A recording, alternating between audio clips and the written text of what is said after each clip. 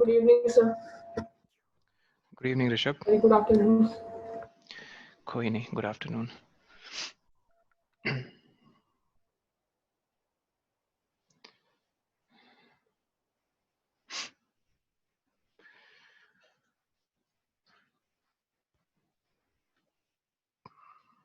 Good afternoon, sir. Good afternoon. Good afternoon, Sohani.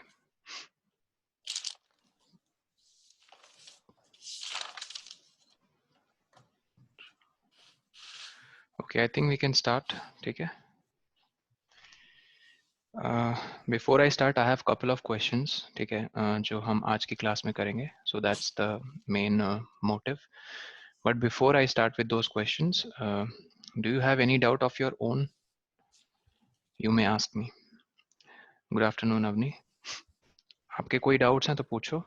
From the electricity chapter. Anyone has any sort of doubt? School में या कुछ कहीं देखा, पढ़ा, सुना और समझ में नहीं आया? Anything? Good evening, sir. Good evening, Anshuman.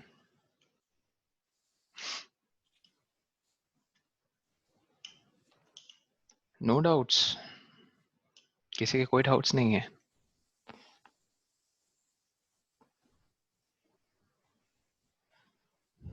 Okay, I think I should take it as a yes.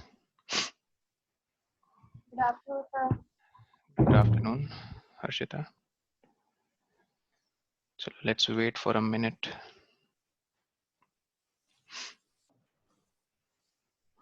Okay, Rishabh के कोई doubts नहीं है.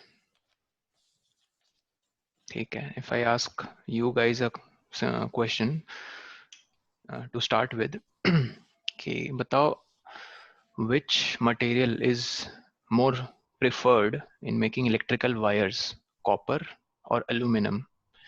And whichever that Copper. material is, justify करो. Copper. Justify. Sir, it has high resistivity. High resistivity. Copper की high resistivity है. I doubt Sir, so. मतलब in comparison.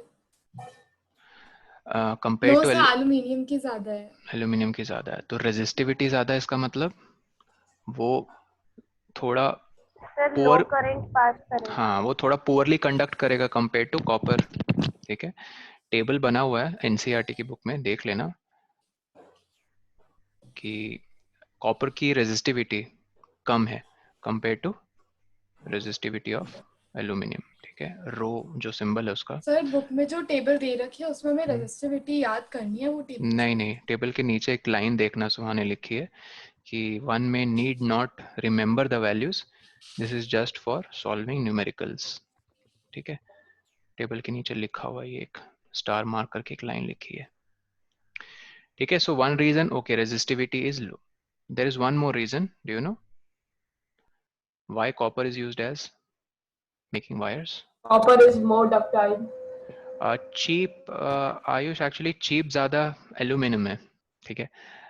Copper cheap नहीं है, एल्यूमिनियम ज़्यादा चीप. Ductile. डक्टाइल, ठीक है, कह सकते हो, it is ductile. But one more thing, या डक्टाइल मतलब समझते हो ना? कोई कुछ कह रहा है. मोर डक्टाइल मतलब we can easily draw wires from the copper material. Yes, sir. और एक चीज़ है, और एक पॉइंट है, याद रखना. खैर पूछेंगे नहीं, बट आप मेंशन कर देना. Copper has low thermal coefficient, low thermal expansion coefficient. इसका मतलब क्या है, देखो मैं बताता हूँ. लो थर्मल एक्सपेंशन कोएफिशिएंट. ठीक है. टेम्परेचर सबको पता है, ओम्स लॉ में आपने एक लाइन पढ़ी होगी कि current is directly proportional to voltage. ठीक है.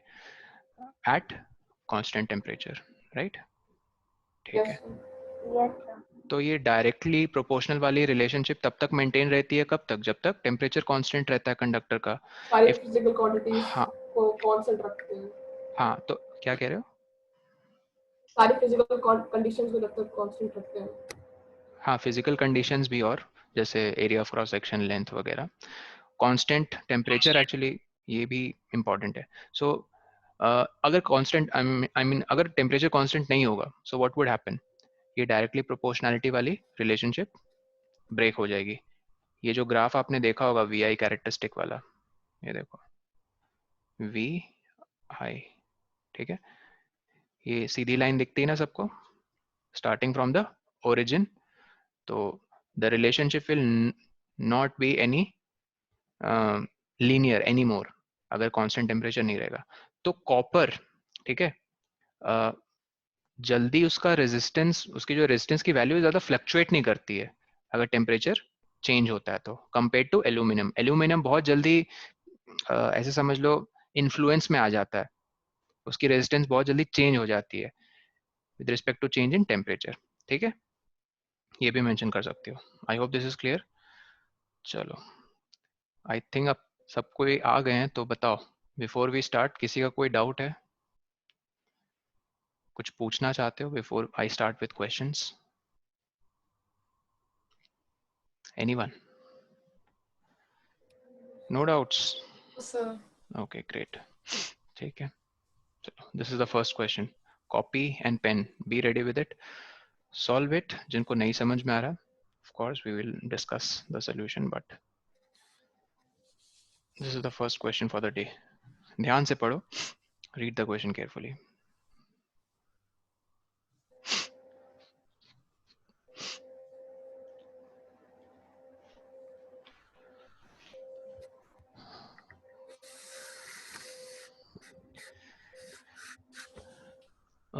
Cylindrical conductor of length L। एक एडवाइस दूंगा सबको, जब भी कोई क्वेश्चन पढ़ते हो, जब भी, it is always a very good habit to draw diagram. तो पैरेलली डायग्राम बनाओ, it's one of the very good habit. बना सिलिंड्रिकल कंडक्टर, क्रॉस सेक्शन ऐसे ए है, cross section suppose length that is mentioned is small l, okay, has a resistance R, okay. Now the area of cross section of another conductor of same material। अच्छा guys, I hope समझ रहे हैं आप लोग same material का मतलब? Yes sir. क्या Yes, से? sir. Sir, same resistivity है। Same resistivity, exactly. तो ये अनदर मटेरियल है।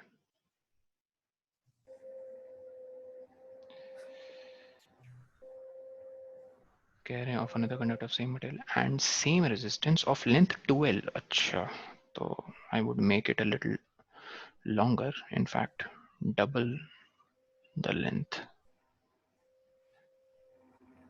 ठीक है। Area of cross section same है गाइस, और ये जो लेंथ वो मेंशन कर रहे हैं ये 2l है, राइट, ठीक है। फिगर मैंने बहुत अच्छे से बना लिया, और यहाँ मैं मेंशन भी कर देता हूँ रो और रो दोनों की रेजिस्टिविटी सेम है। क्यों? सेम मटेरियल के। तो कह रहे हैं कि ये पूछ रहे हैं, ध्यान से देखो, एरिया ऑफ क्रॉस सेक्शन, अच्छा नहीं, एरिया ऑफ क्रॉस सेक्शन पूछ रहे हैं, the area of cross section of another, okay okay, I should not have written A here, that's what they are asking me, ठीक है, that's what they are asking. तो याद रखना, इस material का भी रेजिस्टेंस सेम है R, इस मटेरियल का भी रेजिस्टेंस सेम है R, रेजिस्टिविटी दोनों की सेम है रो, लेकिन लेंथ ट्वाइस रिलेटेड है। तो इसका गाइस हमें फाइंड करना है एरिया ऑफ क्रॉस सेक्शन।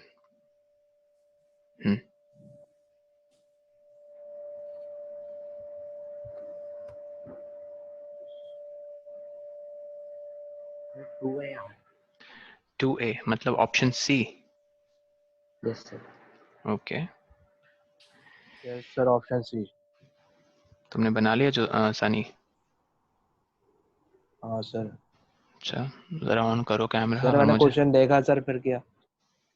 ठीक है, ऑन करो कैमरा जरा और मुझे दिखाओ क्या लिखा है आपने कॉपी में। सर लिखा नहीं है सर, बुक खोल के सर फोटोग्राफ्स देखे मैंने, बुक R खोल is के, equal to L upon A। Sir photograph मैंने, सर पे क्वेश्चन पढ़ा, सर क्वेश्चन में कह रहा है कि सर L है और सर A उसका रेजिस्टेंस है। और जब फिर वो पूछ रहा है कि अगर उसका 12 हो जाएगा तो क्या होगा रेजिस्टेंस क्रॉस सेक्शन का, तो सर इस पर डबल हो गया ना लेंथ। तुमने फॉर्मूला भी नहीं लिखा कॉपी में? अरे तुमने कुछ तो लिखा होगा कॉपी में, वो तो दिखाओ। दिखा सर। आंसर 2A आ रहा है। Okay let's see. Yes sir, मेरा भी। ओके सी, जो फर्स्ट कंडक्टर है उसमें लेंथ गिवन है, रेजिस्टिविटी गिवन है और रेजिस्टेंस, बेसिकली सब कुछ गिवन है। तो I am just writing the formula for this, R equals to rho L upon A। Now ये जो कंडक्टर है, ठीक है, मुझे इसका क्रॉस सेक्शन फाइंड करना है। चलो इसका क्रॉस सेक्शन मैं लेट कर रहा हूँ, क्या X क्रॉस सेक्शन जो मुझे फाइंड करना है। चलो मैं लिखने जा रहा हूँ इसका रेजिस्टेंस। तो इसका रेजिस्टेंस पता है ऑलरेडी, क्या है R। तो मैं लिखूंगा इसका फॉर्मूला R, आई मीन इस कंडक्टर का resistance should be equal to rho, why rho, same material है। लेंथ कितनी लिखूंगा 12।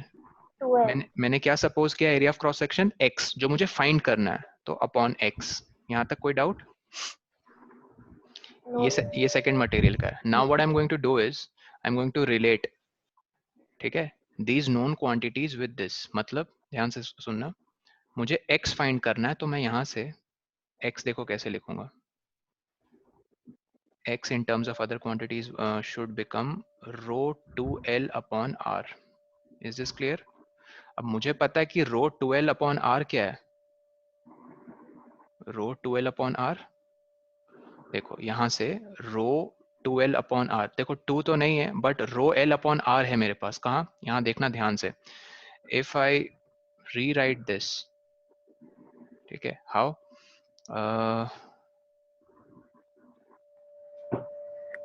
a is equal to rho l upon r, right?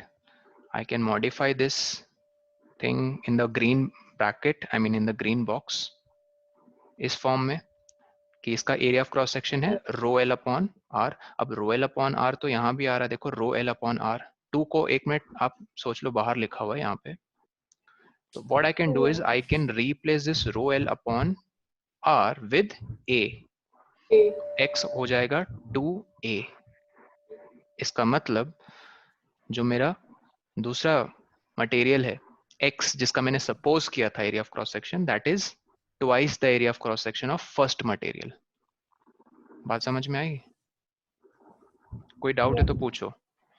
मैंने दूसरे तरीके से किया। मैंने भी उसी तरीके से किया। हाँ तुम लोगों ने ये किया होगा, आई अंडरस्टैंड। देखो कुछ रेजिस्टेंस को इक्वल कर दिया था। इक्वल नहीं, मैं और आसान तरीका बताऊं, और आसान तरीका, पता नहीं किसने ऐसे किया बट बताना if someone has solve this question like this. मैंने इनको ना नाम दे दिया इक्वेशन 1 इक्वेशन 2। अब मैं 1 और 2 को डिवाइड कर दूंगा, मैं 1 और 2 को डिवाइड कर दूंगा, तो देखना क्या होगा। पहले मैं 1 को लिख रहा हूँ येलो कलर में, r equals to rho L upon ए।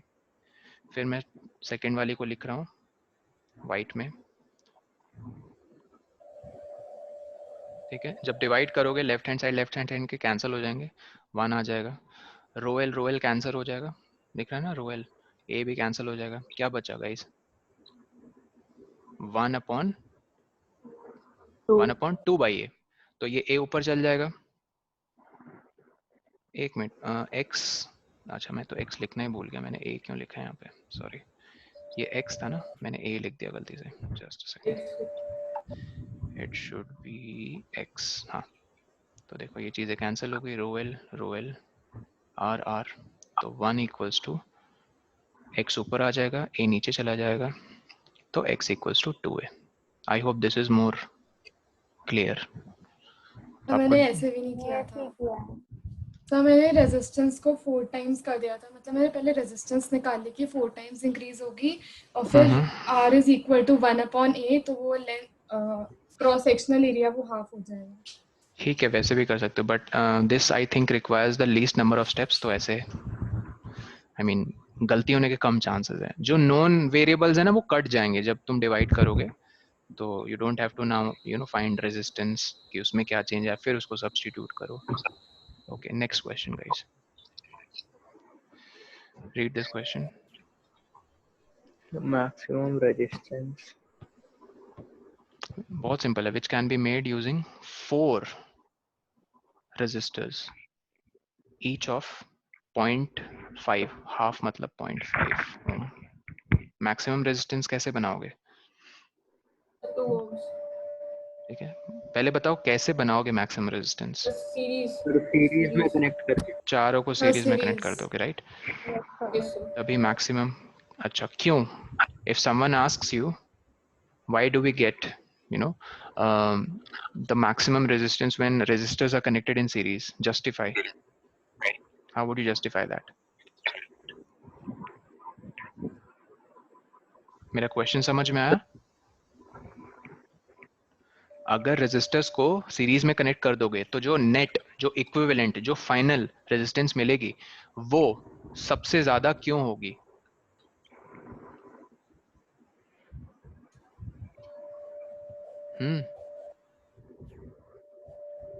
बताओ। सर क्योंकि करंट सबसे ज्यादा मतलब सबसे कम डिवाइड हो रहा है। कम डिवाइड हो रहा है। वेल यहाँ देखो करंट, ठीक है, डिपेंड करता है रेजिस्टेंस पे, बट याद रखना सीरीज में पहली बात तो सारे रेजिस्टेंस की वैल्यू ऐड हो जाती है, ठीक है। और एक स्टेटमेंट आपने एनसीईआरटी में पढ़ा होगा ये वाला कि नेट या फिर equivalent resistance of resistors connected in series, ठीक है, इज, अब देखना वो मेन, मैं पंच लाइन लिखने जा रहा हूं, is more than the maximum resistance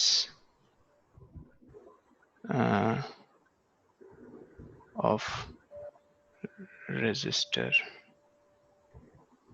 in series connection. मैं इसे अंडरलाइन कर रहा हूं, is more than maximum resistance of, ठीक है, than the maximum resistance of resistor in series connection. मतलब सपोज मेरे पास 1 ओम है, 10 ओम है, ठीक है, फिर 20 ओम है, ठीक है, लेट्स से, और 35 ओम है, तो नेट रेजिस्टेंस कितना हो जाएगा इसका? सर वो पैरेलल कनेक्शन होना चाहिए था ना।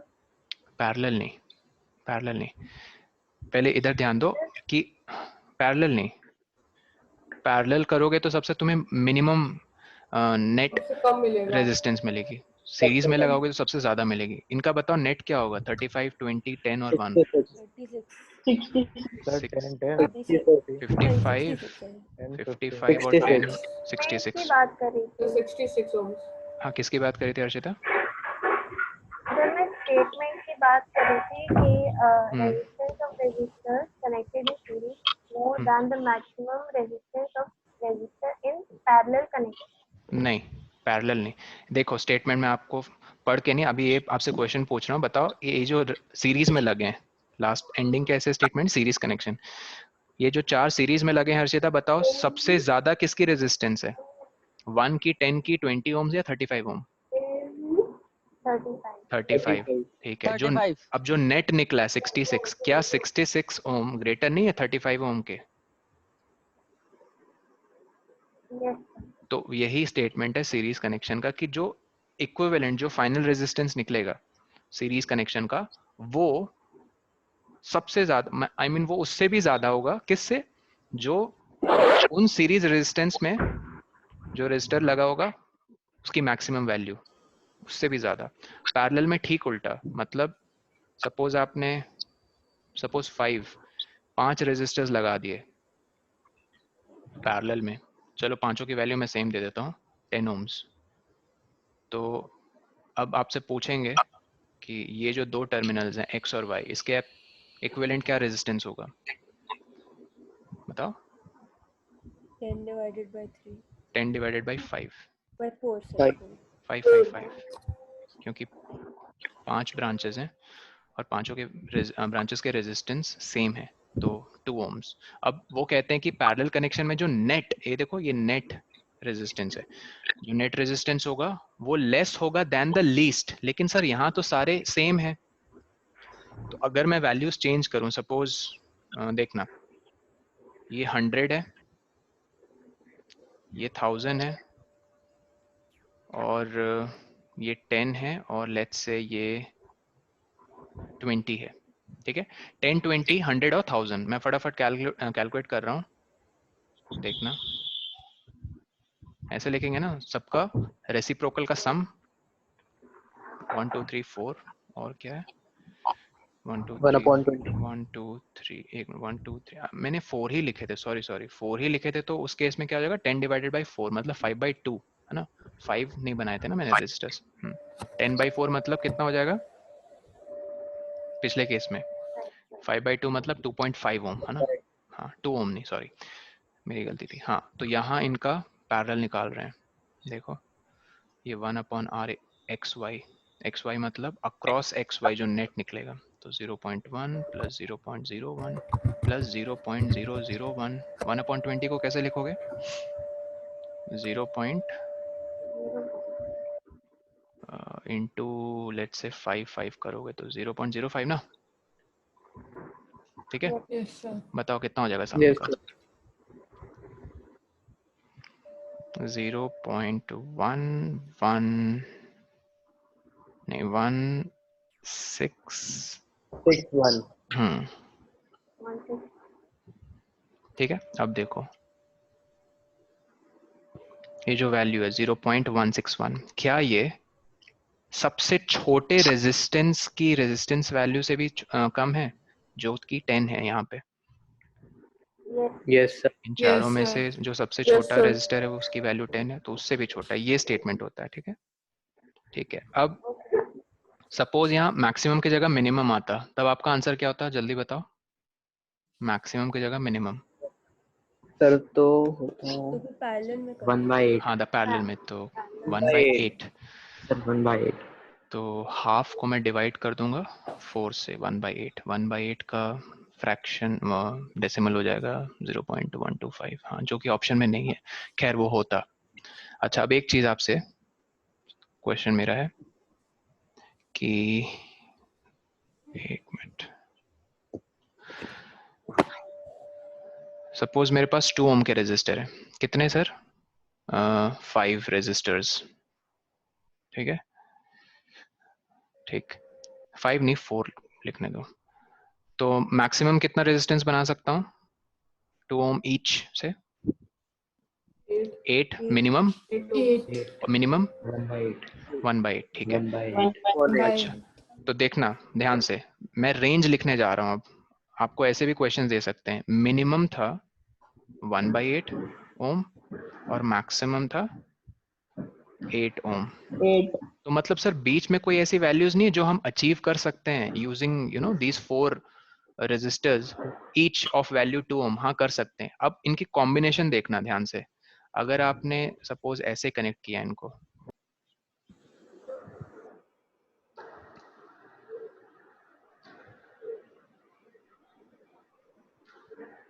ठीक है, देख रहे हो कॉम्बिनेशन, बताओ इस कॉम्बिनेशन की कितनी वैल्यू होगी, मैंने 4 2 ओम रेजिस्टर 1/2, इसका इक्विवेलेंट हो जाएगा 1, इसका हो जाएगा 1, तो 1 + 1 2 होगा ना, 2 है सर 2 ठीक 2, यहाँ बीच में वैल्यू आई 2, ओके कहीं पे। अच्छा सपोज मैं ऐसे नहीं ऐसे कनेक्ट कर रहा हूँ, देखना बस मैं मॉडिफाई कैसे कर रहा हूँ इनको, सर इसको 0.5 भी ले सकते हैं ना 1/2 को, मतलब 2 ओम को। 2 ओम को 0 क्या बोल रहे हो, 2 को 0.5 क्यों लिखूंगा मैं, ओके सर। इसका बताओ कॉम्बिनेशन, वो 4 2 ओम को ऐसे कनेक्ट किया तो कितनी वैल्यू मिलेगी 5 नेट, ohm. 5 ओम 5 यहाँ पे है, ठीक है। सपोज मैं ऐसे कनेक्ट करूंगा,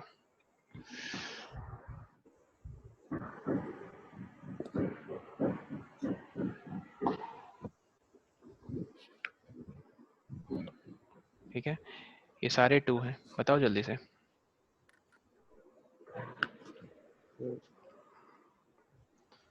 कॉमन सेंस 2 ओम से भी कम होगा वो, जो नेट निकलेगा ना यहाँ, सर इसे रेसिप्रोकल नहीं करना किसे? सर 2 को। सर 8/5। 8/5। देखो सनी, यहाँ आपको मैं बस, आपके पास 4 चीजें ऐसे दिमाग में सोचो, वो 4 चीजें क्या हैं? वो 4 रेजिस्टर्स हैं, ईच ऑफ 2 ओम वैल्यू। अब मैं उन चारों को अलग अलग तरह से कनेक्ट कर रहा हूँ, ठीक है? ये एक कॉम्बिनेशन आपको दे दी गई है, जहाँ पे ये 3 सीरीज में कनेक्टेड है। सर थॉट इसमें 2 था। 2 था, ओके लेट्स सी। सदान कितना है तुम्हारा? सर 2 और 6 हो जाएगा ना पैरेलल? 1.5 ओम। 1/2 और 1/6 सर मतलब 1.5। 1.5 ओम आ रहा है। 1.5. सर 1.5। 1.5 श्योर? एक मिनट में चेक Yes, कर लेता sir. हूँ। 2 और 6 देखो, इसका जो नेट इक्विवेलेंट निकलेगा वो 6 निकलेगा।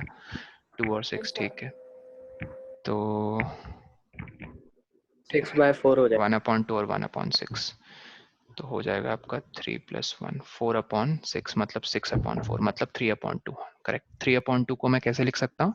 1.5 1.5 ओम। 1.5 यहाँ पे है कहीं, ठीक है? तो ये मैं एक्टिविटी आपको इसलिए बता रहा हूँ, ध्यान रखना बोर्ड्स में ऐसा भी क्वेश्चन पूछ सकते हैं। खैर उनकी नजर तो मिनिमम मैक्सिमम वैल्यू पे ही रहती है कि आपको 4 चीजें 5 रेजिस्टर्स या लेट्स से 10 रेजिस्टर्स दे दिए गए हैं और मिनिमम मैक्सिमम वैल्यू फाइंड करने कह रहे हैं। बीच की कोई वैल्यूज भी कह सकते हैं, लेकिन अगर बीच की वैल्यू समझ रहे हो ना, जैसे इस केस में 1.5 2 और 5 और भी बहुत कॉम्बिनेशन पॉसिबल है।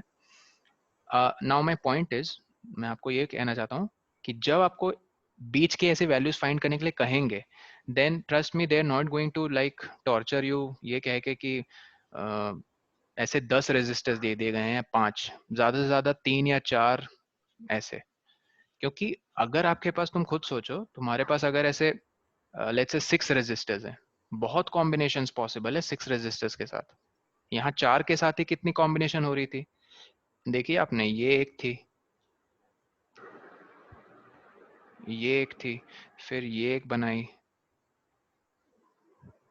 ठीक है? फिर और क्या पॉसिबल है, ये देखो ये एक बनाई थी हमने, ठीक है? और बताओ क्या पॉसिबल है? सर एक सीरीज 3 पैरेलल। एक सीरीज 3 पैरेलल। सर एक सीरीज 3 पैरेलल, सर मतलब हाँ सही, सही कह रहे हो, ये हो सकता है। और सिर्फ चारों पैरेलल में हो सकते हैं। हाँ हाँ, चारों पैरेलल, चारों सीरीज तो हर्षिता वो ट्रिवियल है। ट्रिवियल मतलब हमें पता है मिनिमम मैक्सिमम मिलेगा, मैं बीच की बात कर रहा हूँ। कॉम्बिनेशन समझ रहे हो ना गाइस? Yes, sir. ठीक है, तो इसके लिए भी रेडी रहना। ज्यादा से ज्यादा 4 रेजिस्टर्स आपको दे सकते हैं, 5-6 नहीं देंगे, क्योंकि उसमें फिर बहुत सारी कॉम्बिनेशंस हो जाएंगी, ठीक है? इस पे वर्कआउट करना। Next question. तो मेरे को एक डाउट था। हाँ पूछो। The question is, draw a circuit diagram to show how 3 bulbs can be lit from a battery so that 2 bulbs are controlled by the same switch, while the third bulb has its own switch. 2 bulbs are controlled by same switch, Same switch. और And one is controlled by a separate switch. ठीक है, देखो bulbs को parallelly लगाएंगे, ठीक है? तो AC supply का ये सिंबल होता है, ये पता है ना सबको, एसी सप्लाई। तो पहले तो पैरेलली लगा दो,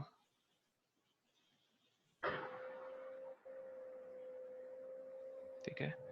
इन दो के लिए आप यहाँ एक स्विच लगा देना। मान लो ये मैं नाम दे देता हूँ उनको B1 B2। तो ये जो B1 B2 है सुहानी, ये इस स्विच से कंट्रोल होंगे। कैसे? अगर तुम इसको ओपन करोगी तो देखो यहाँ पे एक गैप बन जाएगा, गैप बन जाएगा तो सर्किट पूरा नहीं हो पाएगा, राइट?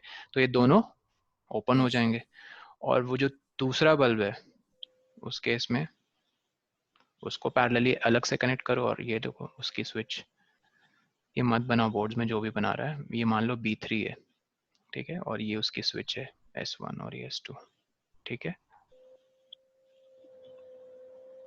अरे मत बनाओ भाई, ओके इधर ध्यान दो, ये क्वेश्चन ट्राई करो।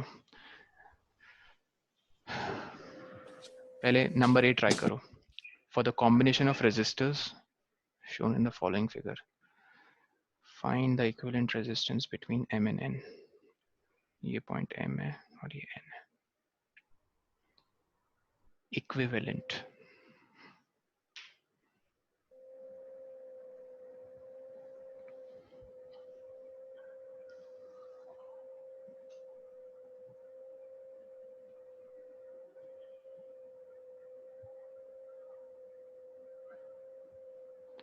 पहले सब लोग A वाला अटेम्प्ट करो, ठीक है। देखो R3 R4 गिवन है तो you have to write that down, ठीक है। R3 R4 R1 R2 उसको लेकर चलना है कैलकुलेशन में।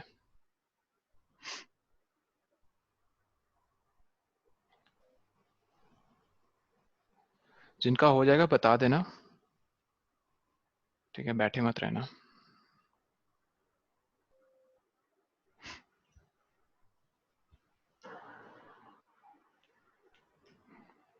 R1 R2 सीरीज में सबको दिख रहा है,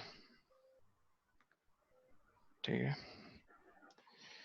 क्योंकि सेम करंट फ्लो होगा। तो R1 प्लस R2, इस ब्रांच को उड़ा के क्या लिख दो, R1 प्लस R2। और यहाँ पे क्या दिख रहा है, R3 और R4 कैसे कनेक्टेड है, पैरेलल, ठीक है। डायरेक्ट फॉर्मूला याद हुआ आप लोगों को अभी तक? अगर दो रेजिस्टर्स पैरेलल में कनेक्टेड है तो कैसे इक्विवेलेंट लिखना है?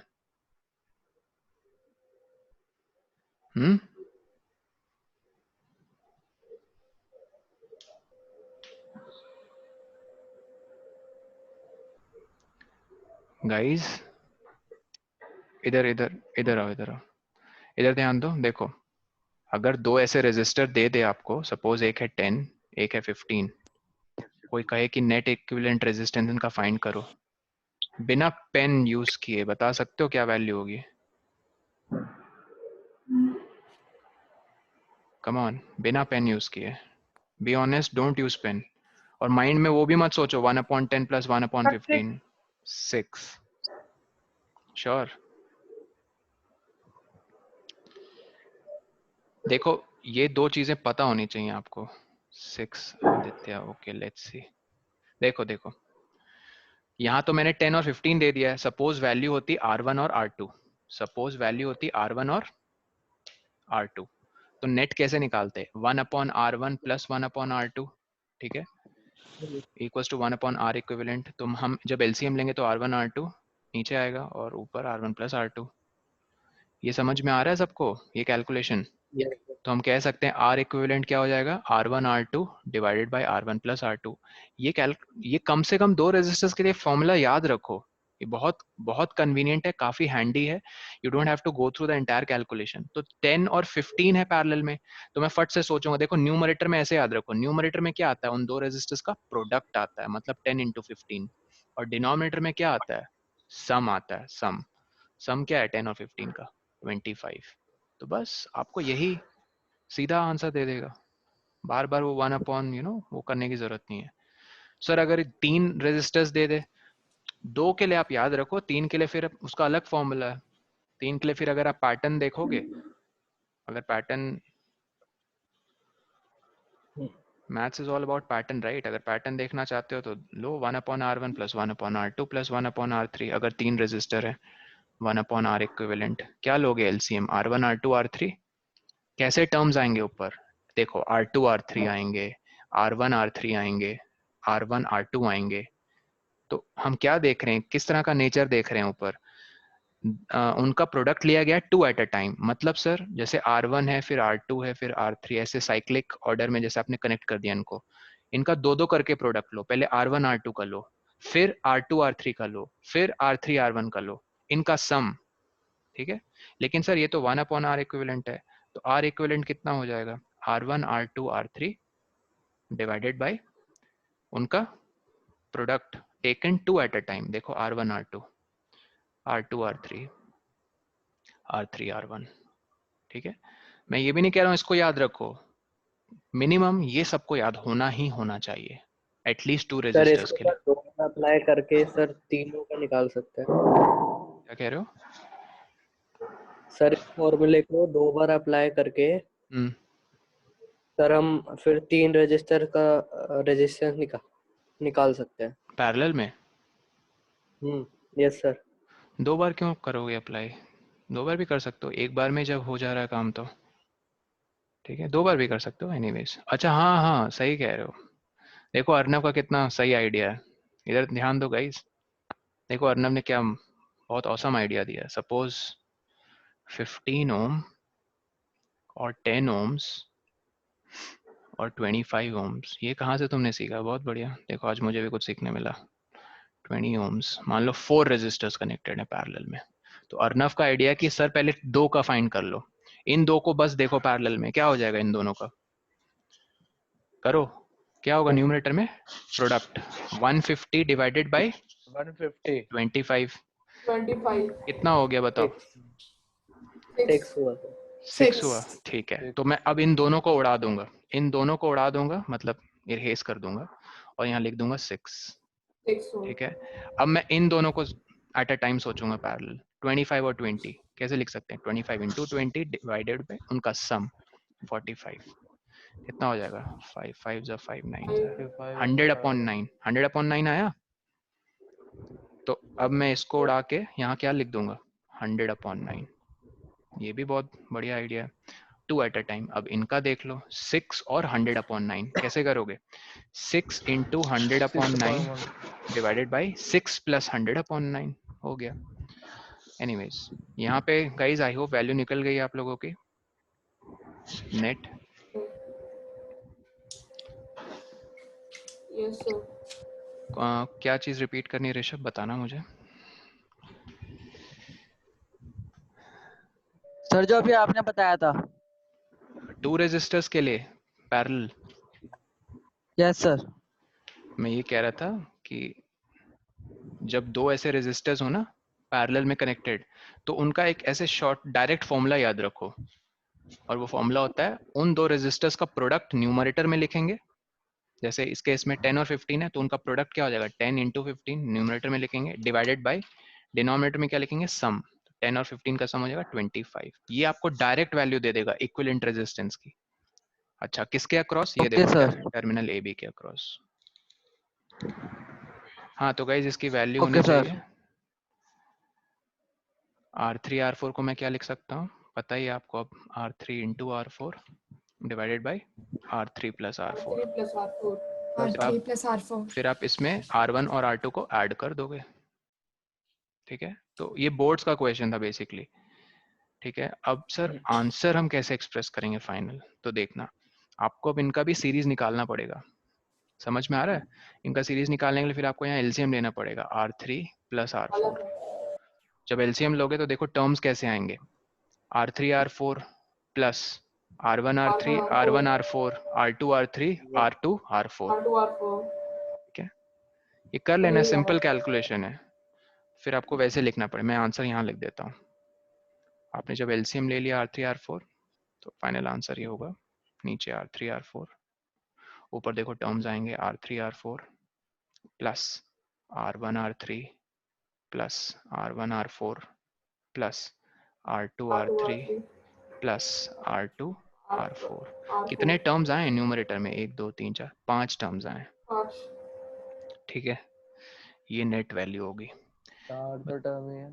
R3 प्लस R4 होगा, आपने R3 R4 लिखा नीचे में डिनोमिनेटर पे। अच्छा अच्छा सॉरी, हाँ सही कह रहे हो, R3 प्लस R4 करेक्ट।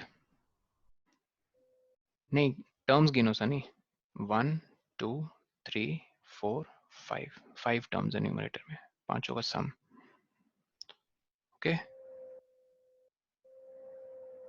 मेरे को सर एक डाउट है सर। हाँ हाँ पूछो। सर वो सर डिनोमिनेटर में सर मतलब कि सिर्फ R3 और R4 क्यों लिखा है सर? R3 प्लस R4 लिखा है, ये इसलिए लिखा है मैंने सनी, क्योंकि देखो ये यहाँ पे देखो ये R3 और R4 कैसे कनेक्टेड है? पैरेलल में कनेक्टेड है, तो मैं इनकी इक्विवेलेंट वैल्यू कैसे लिख सकता हूँ? R3 into R4 divided by R3 plus R4। अब तुम भूल जाओ कि ये जो मैंने ब्लू 2 बनाए पैरेलल में, भूल कर